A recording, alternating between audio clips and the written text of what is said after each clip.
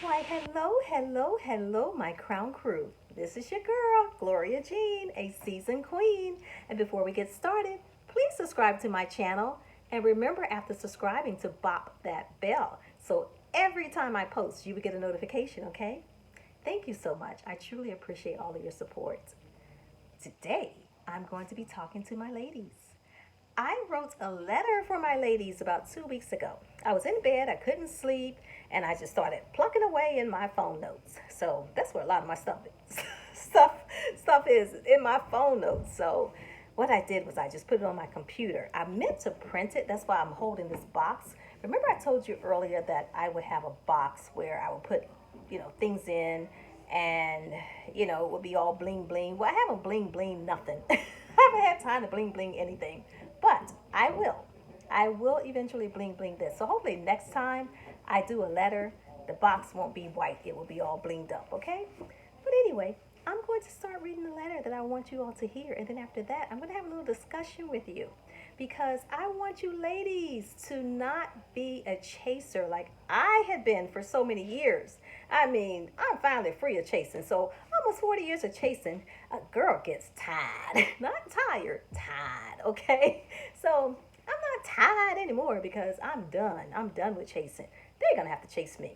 In fact, one of the chapters in my book that is coming, I keep telling you all, for me, I want the book to be perfect. So every time I'm like editing something, I'm like, oh, I should have said this.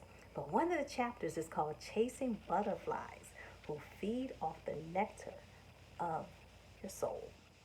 So, I allow those butterflies to feed off the nectar of my soul.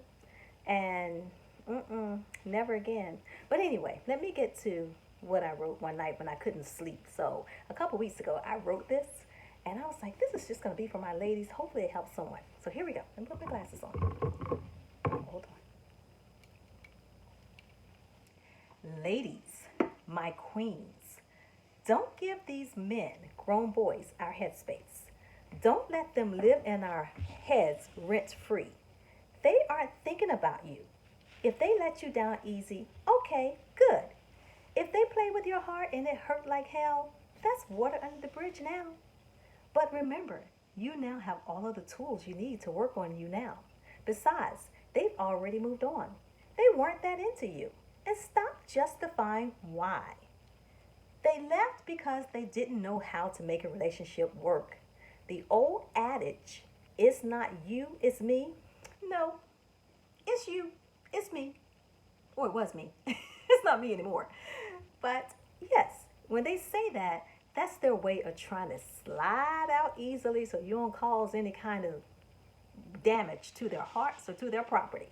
So basically, that's what men say when they're scared as heck of the potential consequences, thinking you might just have a Jasmine Sullivan moment, bust your windows out your car moment, or a waiting to his hell moment like Angela Bassett burned did when she burned his sheezy, including the car. And if you were a hit it and quit it, then it might be easier to move on. But most of us women don't operate like that unless you exude tons of masculine energy. I believe you want companionship. That's what I ultimately want, but with the right person and in due time. I'm not forcing or begging anybody to love me or want me ever again. Never, ever again. Why?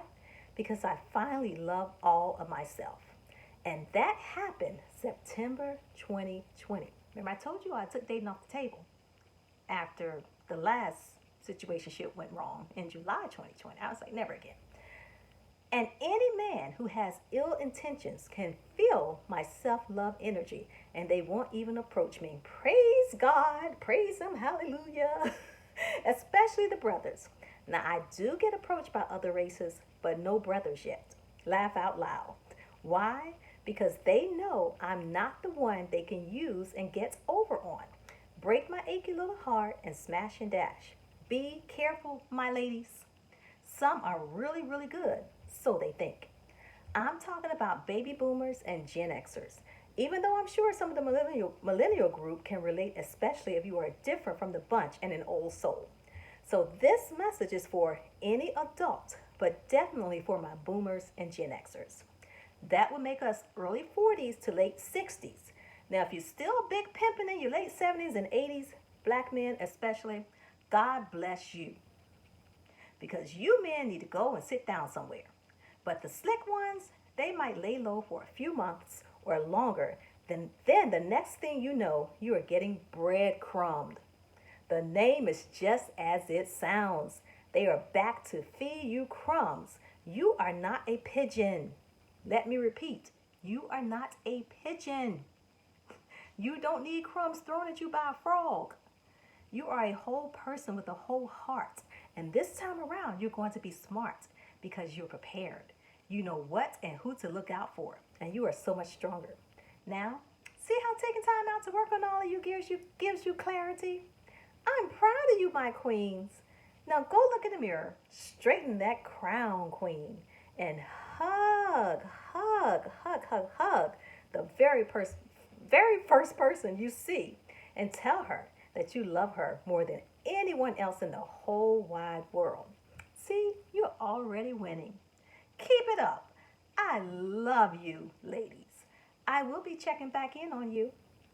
So that was my letter. I couldn't sleep one night and I wrote that letter and I was like, well, maybe I share it in this box, but I wanted my box to be bling blinged and then I didn't print it. So I just read it off my computer. So that's what I did with that. But I said all that to say, here are some tips when you know that a man is just playing with your heart. And they happen to me, so I'm going to share it with you. If you have been dating someone and it's been a little while, I don't know what a little while is for you all. For me, I was speedy.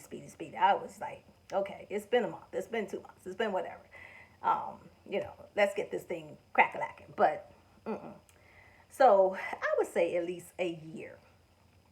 And if it's been a year and you haven't met his mama, and his mama is still alive, then you're in trouble, girl. Because he don't want you to meet his mama. Because most likely he has somebody else. And he's not that into you, okay? And on the other side, if you meet his mama and his mama doesn't like you, ooh, you in a whole lot of trouble. Because it ain't gonna change. Mama ain't ever gonna like you. If she didn't like you the very first time she met you, it's only gonna get worse for you. Trust and believe, okay? Trust and believe. And it may not even be anything that you did. It could be something or someone that you remind her of. You just never know.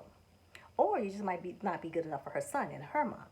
But if mama don't like you, you in trouble, girl, okay? And if you get married to that man, you're going to have years, decades of trouble. You're just going to be in trouble for years and years and years. So if mama don't like you, red flag, okay? Big red flag. Another one, do they ask you about you? Are they concerned about you or all they do is talk about themselves? Another red flag, okay? Another red flag.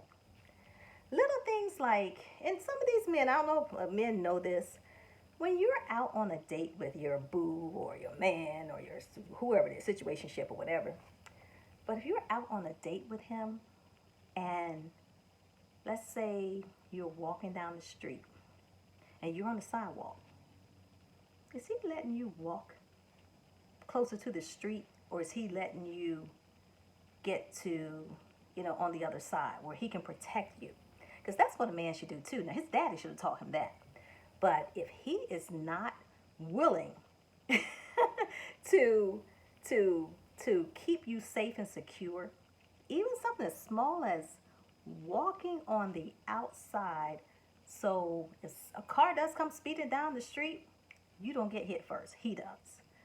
Now, that's something, like I said, his daddy should have taught him.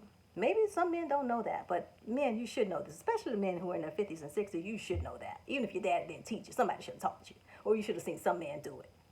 And if they don't protect you, they're not that into you. They're into them.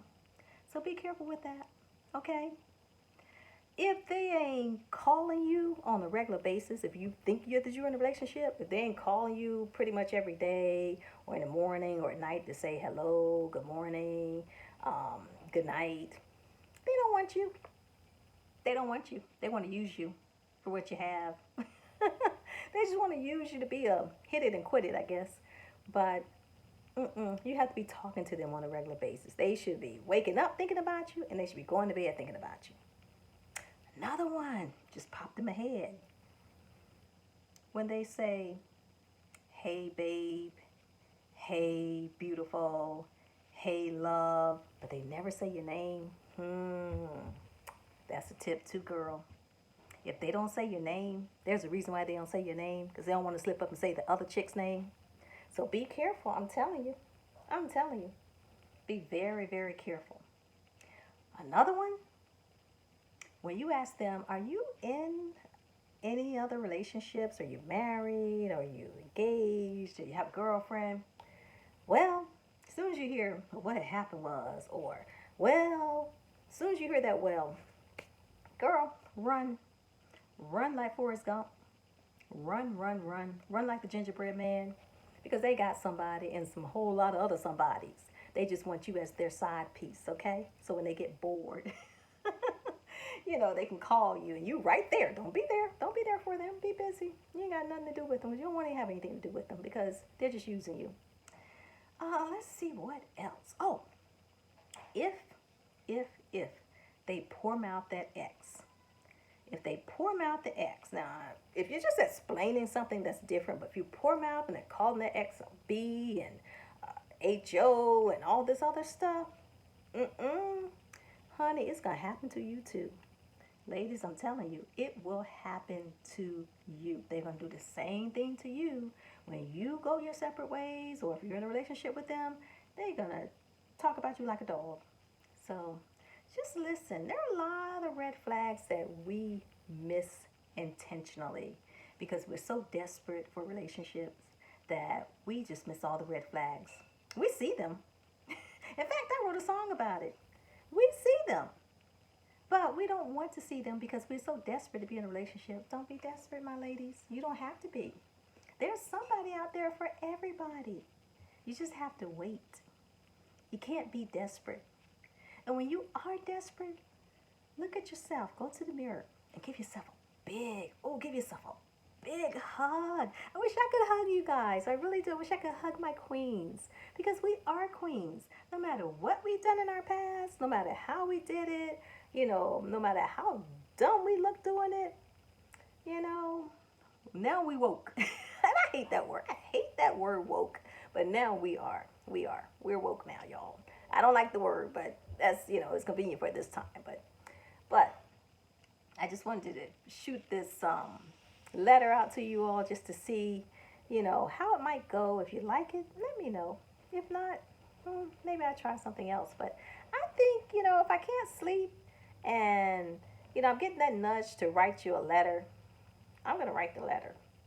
So I hope some of those tips help. Again, mama don't like you, you in trouble. And that's the biggest one. If she's alive, and sometimes they'll, let you meet their aunties or their sister or their cousin or somebody like that if their mother's not alive, just to kind of get like, like, oh, is she the right one or whatever. But, honey, if mama doesn't like you, you headed for a pure THELL.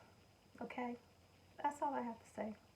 Again, here's the hug. I love you all. Have a beautiful, beautiful, beautiful day. Bye bye.